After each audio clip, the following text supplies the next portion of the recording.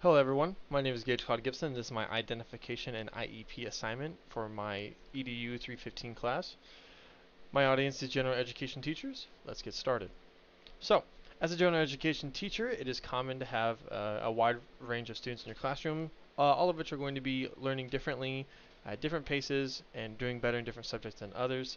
Um, it will most likely be you that identifies and assists the most in the making of an IEP, since you're the student's main teacher. Now, before we can set up an IEP, which is an individualized education program, we have to go through a pre-referral process to determine whether or not a student even needs an IEP. So, the pre-referral process, it includes many different things, but first and foremost, we have to define the specific concern. Then we must gather data and compile samples of the student's work demonstrating the area of concern.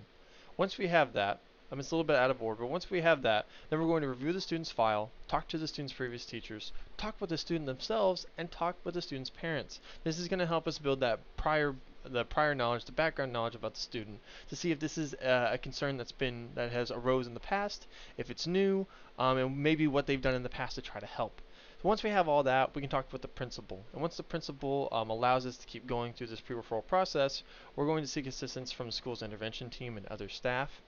And that's really going to be helping getting the ball rolling on the referral process for an IEP if they need one. But before we do that, we're going to implement multiple interventions and continue to document the results of them along with the student's progress, just to see if we can prevent the student from needing an IEP and special education down the line. We're also going to be sharing data from the interventions with the team members throughout all steps, through the pre-referral, to the referral, to the IEP itself. So we mentioned interventions. So you might hear RTI, which is response to intervention, and it's basically just a way to deliver instruction that has different layers that targets student-specific needs.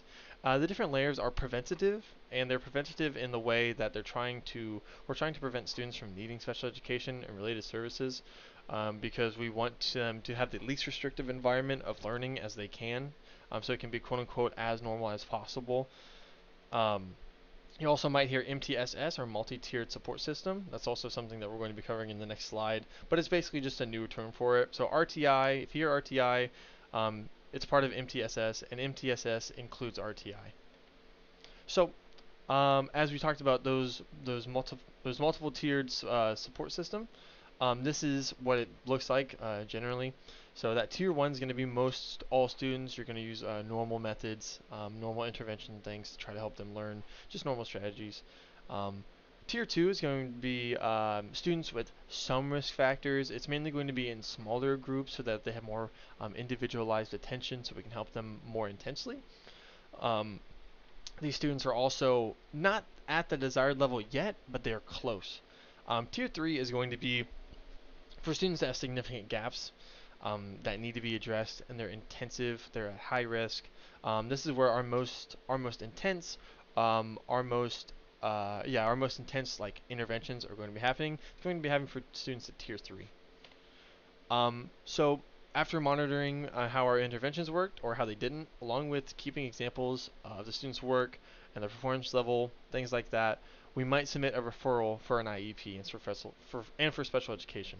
So before we actually get into creating the IEP, we have to determine the necessary assessments, what the student is exactly going to need. We also must obtain the consent of the parents to work on this.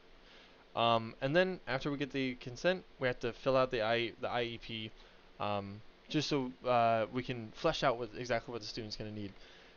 And that leads us into the components, the parts of an IEP. So the IEP is going to include the identifying information about the student, just so we know who it is, the signatures of everyone on the IEP team, that includes yourself as a general education teacher. Um, you also need to provide a copy to the parents and with the procedures and what we're going to do at least once a year. Special considerations for the students if they're visually impaired, if they have hearing problems, things like that. Their levels of performance, and then the goals and objectives for where we want to be with their performance. Any accommodations or modifications to our teaching that needs to be done. Any supports or aids that you as a teacher are going to need. So like sign language interpreter, things like that. Any related services that kind of plays back into the supports and aids. Participation in state assessments, placement, and transition when they get out of schooling. Those are all the main parts of the IEP. Here are my references, and thank you.